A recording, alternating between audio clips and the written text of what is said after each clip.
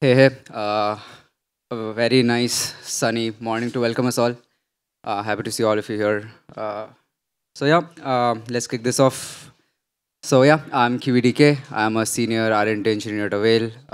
Today I'll be talking about micro-rollups and other roll-up things with Kautuk from Stackr Labs, who's working very hard on building, or more to be accurate, realizing the vision of micro-rollups. So Kautuk, could you tell us a little bit about yourself maybe? Thanks. Hi, everyone. My name is Kautuk. I'm the founder of Stackr. And we're building micro-rollups, which is manifestation of single application rollups that are very efficient and lightweight.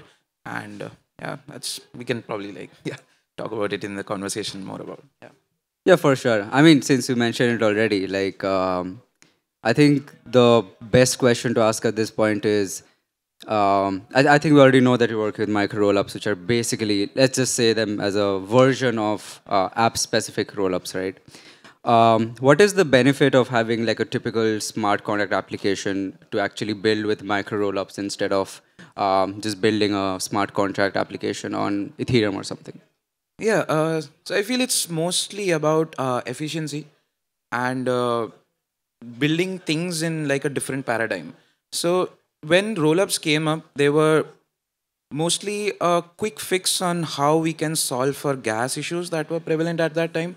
But nobody, I think, really cared about how rollups should actually look like. It was just like, okay, we take the same EVM execution environment and slap it on top of another EVM execution environment. It's also like the familiarity of things that, okay, I don't need to change anything that works on Ethereum would just directly work on an optimistic rollup, and nothing would change except that it will be much cheaper to run. But in the same process, we never realized that, okay, we could be much efficient with that as well. In the entire design of the roll-up architecture, it's nowhere that it needs to be like a EVM thing where you need to deploy a smart contract. It's just that it needs to follow certain properties of roll-ups that, okay, you offload some compute from the main chain, take it off chain, do the same computation, and post that computation results on chain with like required proof of that. So that is basically what a rollup is. In this definition, there is nowhere that it needs to be an EVM chain or whatever. So previously, I worked on a project called Hubble, which was the most efficient rollup for doing token transfers. And recently, I think WorldCoin also announced it 2 days ago, and they mentioned that it was just doing like it required 12 bytes of call data to just make a token transfer. So that's the kind of efficiencies that we can talk about if we go beyond the traditional rollup designs that has a VM. And that's what we are working on as well. That okay, we just strip down the rollup to its core principles and then enshrine the application logic within the state transition function of the rollup itself, so that you don't spend unnecessary amount of data or compute or whatever on doing things which are not relevant to your application. So if you want to do token transfer, just do token transfer. Why do you need to support a use case that does NFT or like whatever?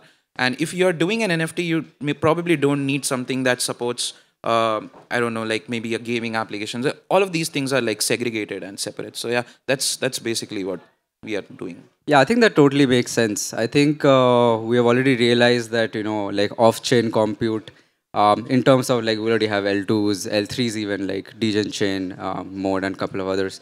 Like we are seeing that people are already utilizing EVM rollups already for kind of shifting of compute from L1s and L2s already, right? So in terms of building L2s, L3s as micro rollups, or more specifically, app chain rollups as L2s or L3s, how do you think that will play out in the near future?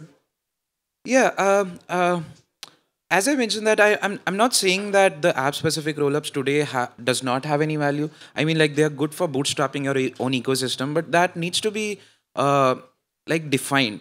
So couple of months ago, I think John Charbonneau, he posted a cycle wherein like a flow chart which was a cyclic graph that said that okay, you have a general purpose chain. One of the application realizes that it requires something of its own, it needs to be exclusive, so it spins off as an app specific rollup, which is like a just a same general purpose rollup, but with that application, and like having a very defined narrative. Like that's like my thing. Not even technical. That's a narrative for that chain.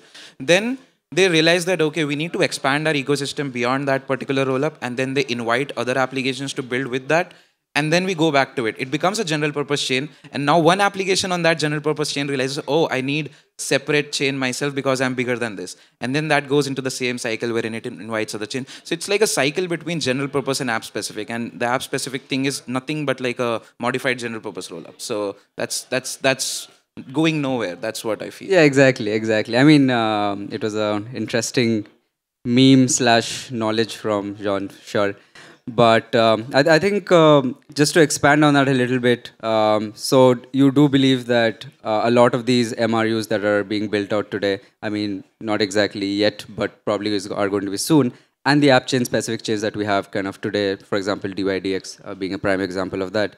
Do you think they will transition to general purpose chains as they kind of move towards, like more audience or more users, or they kind of expand their product suites, or exactly what do you think?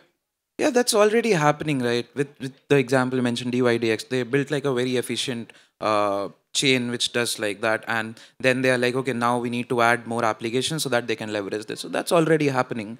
What I want to specify on is you should treat rollups as applications. Like, okay, you have a chain, and then there is an application which kind of runs on that chain, and that inherits all the properties of the rollup, and it's efficient and it's like supports your chain. So these application can run alongside app chains or like app rollups, and they can add value to that. Yeah. Definitely makes sense. I think on that term, like I definitely love the idea of roll apps or whatever we want to call them now. But I think it's also important to talk about like as we have more and more roll ups, as we have more and more roll apps, that just leads to more liquidity fragmentation across chains. So, like at Avail, of course, we have our solution that we're working on called Nexus that's intended for rollups that use Avail DA. And of course, people building with Stackr SDK, I believe they also have something to work with. But let's say that you had to fix it in the most optimal way possible. What do you think is the future going to look like in that terms? Right. Yeah. I've been recently talking about it. Interoperability is something which I feel should be inherent inside any chain. Like today we don't talk about immutability, like okay, is this chain mutable or immutable? It's like an implicit property that okay, chains are supposed to be immutable.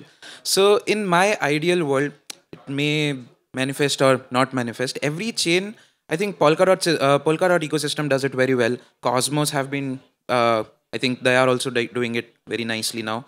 But I feel even Ethereum chains or like EVM based chains or like basically the Ethereum ecosystem should start adding interoperability as an implicit chain feature, like even in the rollups, like whatever rollups are coming up. I think this narrative is like going stronger with super chain and the Aglier thing, which Polygon and Optimism came up with. So I feel like once we start building chain, and I think Weber was also talking about it, bridging should not be the way for change to talk to each other. Like imagine you, as you mentioned, like you select a drop down, and there are like in the ideal millions of roll up example, there are millions of chains to pick from. Yeah. So that's not the ideal use case, or not the ideal user experience that should ideally happen. It should be implicit enough that okay, I am on this chain, but this chain doesn't really have to do something extraordinary to talk to another chain. It should just be implicit, like okay, I'm just going to pass a message and I do something and it just goes there. I don't have to do anything about it. So that's like one thing which I'm really passionate about, that okay, how to get interoperability implicit within applications. So, like, are you talking about chain agnosticism or chain abstraction, I guess, Yeah, right? exactly. Where the user doesn't need to care whether bridging funds, it just happens for them. Right. I think a good thing that has been happening, or at least a good narrative that has been building up over the last year, has been intents, right? I think I saw a very cool product at one of Stackr's hacker houses where an intent-based MRU was made. And again, I think there was one in a recent hackathon as well. So let's say that we have a micro-rollup that is like we wanted to use intents. How do you think that will kind of help reduce the fragmentation dilemma that we have today? Right. Yes. So I would say that intents are still maturing. Right now, I don't think any protocol has been able to crack that with chain abstraction completely. Like intents are supposed to solve that, but I think it will take a while for us to get there.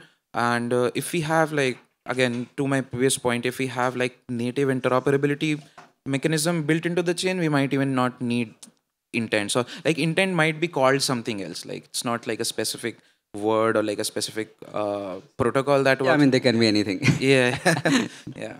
So it would just be like a inherent message passing thing that happens. So yeah, obviously there has to be some kind of a way to compose these transactions. So right now, inside like smart contracts, well, like each smart contract is separate and they have isolated state and not isolated, like they have their own state. And when we want two smart contracts to talk to each other, we write a third smart contract which calls the other two smart, yeah, something like that. So I feel that kind of a mechanism should be built inside for intents for the chains, and I think people have been working on that. Yeah, I think that's pretty cool. I saw one recently that came up on Twitter where it uses replayable signatures instead of how we have signatures that today that are kind of bound to a chain ID and a particular contract. You can have replayable signatures that you can replay across chains, which basically means that a lot of the fragmentation is at least solved for EVM chains. Of course, it doesn't extend to other VMs because of the limitations we have today, but in the future, why not? I think also on that line, since we have been talking a lot about fragmentation dilemma, like who do you think are your most exciting competitors? Do you think that your competitors probably going to be these stack providers that we have today, like ZK Sync, Optimism, or do you think it's going to be someone else? Yeah, for us, I don't think these are competitors. I would say these are more complementary to what we are doing.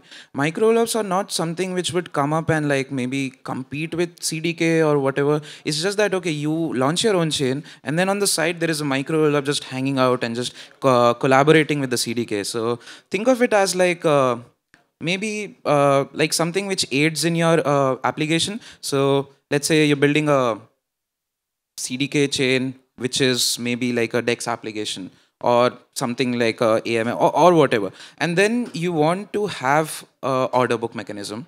And then you can run that order book mechanism as a micro rollup, which then tells your protocol on whatever chain that, okay, these are the orders, these are set inside a block, which is obviously verifiable on chain. And then these are the balances. So once that settles on that particular chain, the balances get like mapped to whatever they want. So that is what we are aiming with, that, okay, this is not a separate chain.